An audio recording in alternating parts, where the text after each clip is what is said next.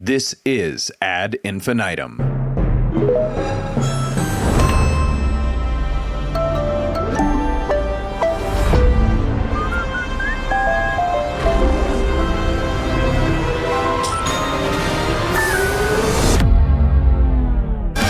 Ad Infinitum is the award-winning podcast solely focused on audio ads, the creatives who make them and/or the latest thinking that informs them, how the space is evolving, and, my favorite part, a roundup of recent audio ads with analysis by yours truly, Stu Redwine, and each episode's guest. You're listening to Ad Infinitum, the only podcast about audio ads, how they're made, and how to make them work better. And I'm here with Kraig T, Kitchin, and we just wrapped up the CAO Summit, the third one here in 2025 for Oxford Road. Kraig, what do you think? I dare say the fourth Chief Audio Officer Summit is probably going to be a sold-out event next year. When I say sold out, standing room only is probably a better definition. And I say that because the number of people leaving the third annual Chief Audio Officer Summit, CAO Summit, is probably going to speak to 5 or 10 or 15 individuals in the course of the next 2 or 3 months about all the learning that came out of this. And I think there's going to be that much more demand to want to be a part of the conversations next year because there was a lot of topics taken on. Yeah. And a lot of problems solved and a lot of information shared. The overwhelming sensation I have from this morning thinking about the CAO event is how forthcoming everybody was in the conversations debating the heavy topics of the day. They brought their best material and they didn't hold back on the vulnerabilities of the goods, the bads, and the uglies of what it is they do, right? Yes, and I think that's the real magic to me. We were talking about it last night of like this idea of, when we go into business, it can be somewhat of a problematic metaphor to compare it too much to combat, but it can feel like that, a competition, a sporting event, and you put your uniform on, you put your helmet on, you put your pads on, you're playing to win, and that's appropriate. You need to wear all that equipment and go out there, let's make it football. It's football. There's something just so, and rarely do you take off the pads and the helmet, and that you only do that in the locker room, you only do that with your team. But here you see where it's like once somebody takes off their equipment and shows some vulnerability and opens up and is like, this is hard, this podcasting thing is hard, this audio thing is hard, especially with video, and people start opening up and sharing, it encourages other people to share, and they really get encouragement because it's a pitch-free environment. Yes, the single largest user of podcast advertising in the past 5 years was in conversations over the last 2 days, in the midst of 70 plus other chief audio officers or evangelists for audio who also were in attendance. To see that individual speak about the easy paths forward or the really difficult forwards or the curveballs that has come that company's way, and to watch other people say, wow, if that person is having that many challenges getting it done with the buying power that company represents, imagine what it must be for me. So I'm not alone in thinking this through. And at the same time, it's not like, okay, I'm going to wither away from that. All right, but how do we align ourselves when our helmets are off and our, equipment is away of just actually solving that for the next day?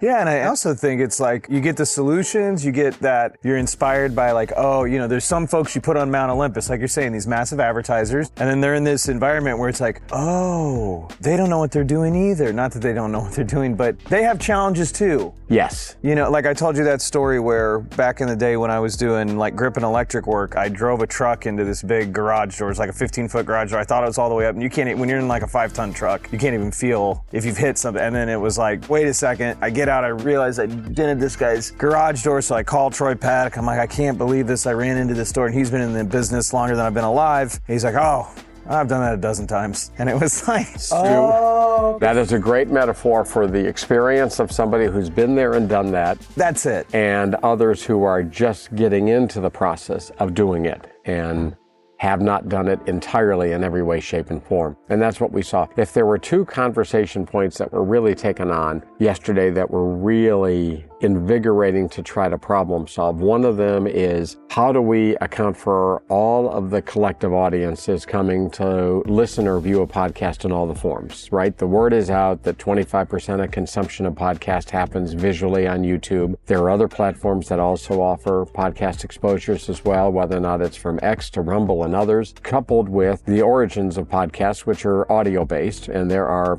dozens of avenues for listening to those. But the question is, how do you add apples plus oranges and bananas to get a final number? And then on top of that, do we count for full listening episodes, partial listening episodes, tune in, tune out, come back again, and to find and see rooms where every company involved in the counting and the attribution of that are coming together to speak about it in full view of the users of it. These companies, dozens and dozens of companies, and they're all chopping it up, trying to figure it out and make sense of it so that they can leave the room with a clear answer. Where else are you going to find that? This is the only context, because like kind of extending the football metaphor, it's like it is proper and appropriate that during a game everybody's playing to win. That's not the time to stop and pull Tom Brady aside and go, hey, could you give me some tips on how to... We're focused, but here we have this pause moment, and I have to say it's a beautiful place to pause. We're at Terranea Resort. Can you describe what you're seeing here, Kraig? I have a full, unadulterated view of the Pacific Ocean, islands, and the island of Catalina in particular. It's a Catalina wine mixer. Off the coast. There is a good 15 or 20 miles of ocean in front of us, barely occupied by large freighters that are coming out of the Long Beach port, but most importantly, just a beautiful shoreline and a great outdoor setting. I mean,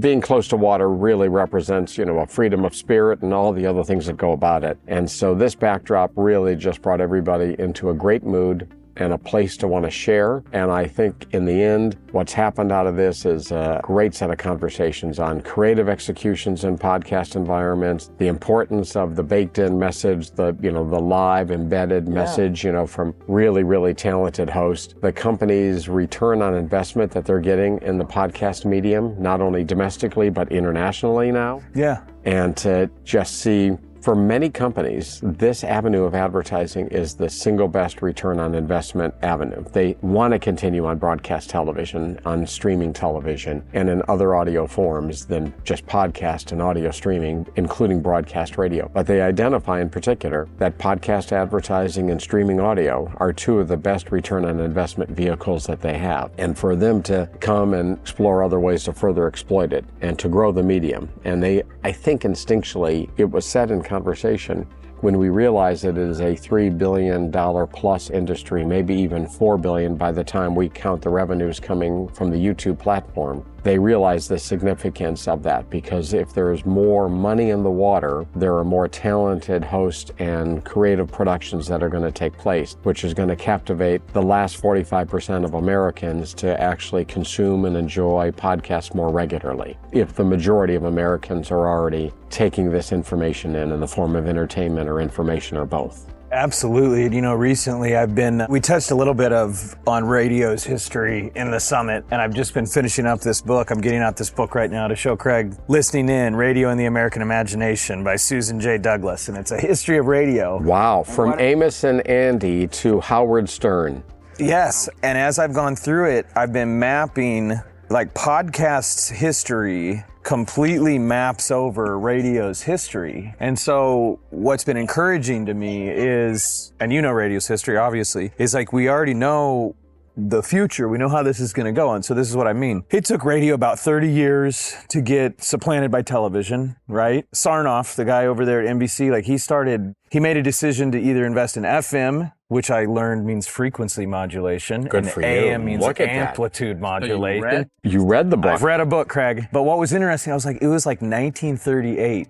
He switched investment from FM, and it was going to be a guy that's going to work on it at the top of the Empire State Building, which is, it's incredible, to television, all right? But it wasn't until the mid-50s that TV comes in and disrupts radio. But this is the crazy part, and I want to get your response to this, is that in the same way, so podcast, the history of radio, that's a 30-year period, and then TV comes in and disrupts it, and in many regards, someone could simplistically kind of even go, and that's, that was the end of radio, okay? podcast on-demand audio did like the same trajectory as radio, but a smaller pie in only 10 years. And then you go, okay, well, what's next? Oh, well, video's disrupting it with YouTube. Oh, okay, interesting. Well, what really happened to radio after television came into the picture? And one thing that was emblematic of it for me is that a big point she made in the book is about World War II, that our view of World War II, because of movies, and we do have photographs, and there was some filming, we're like, oh, it was visual. It's like the way everybody experienced World War II was the radio.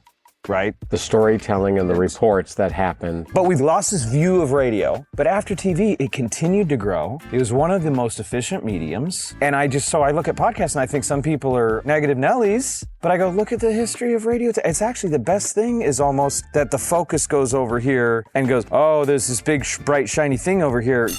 But the experience of audio, on-demand audio, the spoken word, that's not going to go away. And in fact, now it is going to continue to grow even if all the attention is over here.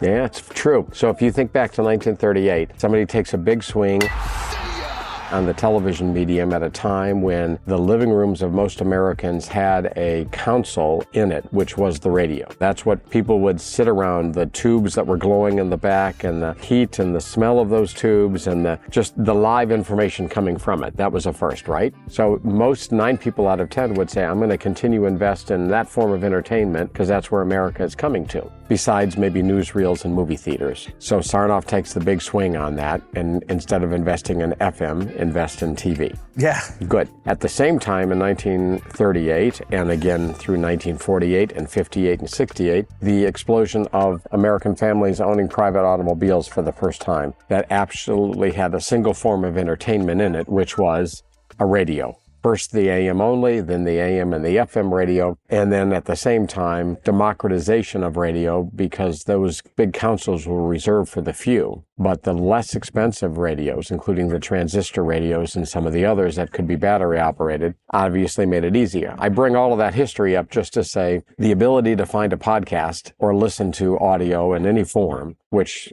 is simplistically in all of our phones, as an example, on all of our computers, on smart speakers, on any number of other devices, is the same thing that happened to radio in the 40s and 50s. With the car. And I think another piece of that that's connected completely is these. I'm holding up my headphones. Yes. And the quality of them. And that was the same idea with the radio in the car, is the mobility of audio. Now I can listen to high quality audio mobily. And if we zoom forward a little bit, I'd never really appreciated this, but like I said, I've read a book now, was that FM was better quality audio. So it's increasing quality and more mobility. They wanted to hear music more clearly, and of course, FM provided a better, more superior way of listening to music than AM did, just like your headphones does today. Exactly. So Sarnoff doesn't decide to invest in FM, but it still developed, and it was still a fantastic advertising medium. And one of the points that came out of this that I appreciated from one of the advertisers is like, fine, don't come to audio. You think audio's dead, or you think that's okay, that's less competition, right? Yes. So I'm very optimistic. You can't help but leave a CAO Summit after the conversations that we witnessed over 2.5 days than being very optimistic. Even in the creative iterations that we heard yesterday, right? The ownership of creators, the people behind the microphone who are one part entertainers and one part salespeople. They understand the role, whether or not it's Nick Viall or it's Ashley Flowers or it's Kim Commando or Stephen Bartlett or Ben Shapiro or any number of the other creators that we heard. All of them, to a point and to a person, totally understood, I've got 2 jobs. One is to entertain and inform people. The other is to sell products. And there is a generation of refined podcasters in the thousands now that understand that role they have. That is a very different situation than even 5 years ago. And I think these chief audio officers, by their offers to invest not only their money, but also their time in explaining their products or services to these podcasters, in whatever number of ongoing meetings and conversations they have just made that a great partnership. Yeah, and look, I mean, even we're doing influencer and creator and YouTube and video, and, we do television commercials sometimes. It's like, no question, that's a bigger pie. But what's so encouraging to me in mapping the past over it is like, yeah, TV was way bigger than radio, but radio grew too. And it's a super efficient medium. True. Think about all the television broadcasters that experienced great success 60s, 70s, 80s, 90s, all the way till present day. To a point, with few exceptions, they are not allowed to talk about products and services in the course of executing their duties. But there's a generation of audio broadcasters and podcasters, several now, that is their second skill set. And we have the ability, this medium in particular, the audio medium in any form, just has that built-in audience acceptance if it's not overly abused by too many messages, and the allowance that a couple of really bright commentators or podcasters can chop it up with one another in the process of talking about a great meat delivery company or a great software application or a great online app that provides a great solution for banking or whatever it might be. They don't run away from it as a perfunctory. They look forward to it as, how do I create and accept the creative challenge of holding my audience's attention by explaining to them that online banking is better than branch banking?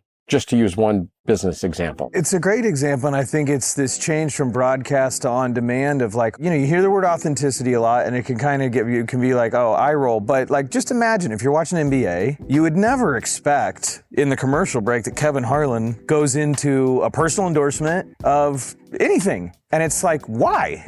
Why not? And that's I think with the podcast selection, we touched on this, is I don't want to see an edited soundbite 5-minute video. Just talk to the guy for 3 hours. Exactly. Kevin Harlan is a great example because you hear him on radio and he does amazing live commercials inside of radio broadcasts for football games, or you'll see him on television calling an NCAA basketball game. But because of the format and culture of that, he is not encouraged to or allowed to speak about the same advertiser that he might be speaking about the next night on a football game. We might have figured out how to save live sports. You and me right here. Let these guys start doing endorsement. Turns out a live sporting event's a podcast. Who knew? It may well be, right? I mean, they certainly look for other creative ways to include, and most of them are visual versus audio and visual. But yes, that may well turn out to be. That's the kind of ideas we come up with here at the CAO Summit. Wow. The inspiration continues on its fourth day here.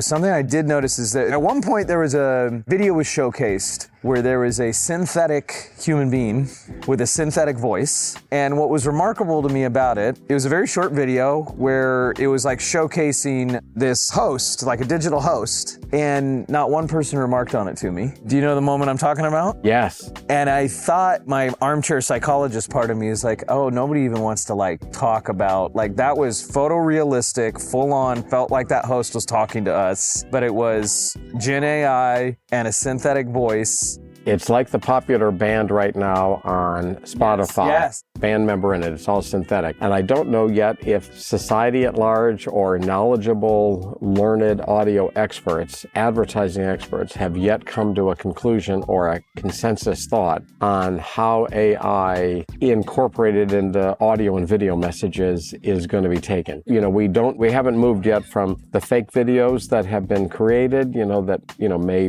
be misinformation, disinformation oriented, to the existence of it in advertising messages, where it's one thing to maybe use one of the AI machine learning environments to create scripts. It's another thing to necessarily bring a person or a artificial person to life to advocate on behalf of a product. Well, so 2 quick thoughts on that, then I've got a question. One is sometimes I think a lot of times we're looking at people out here on this balcony. It's beautiful. I know for me, a lot of times I feel like I'm a person walking around impersonating a person. It's like in the movie Tropic Thunder where he's like, do you even know who you are? I'm a dude playing a dude disguised as another dude. I'm a dude playing a dude disguised as another dude.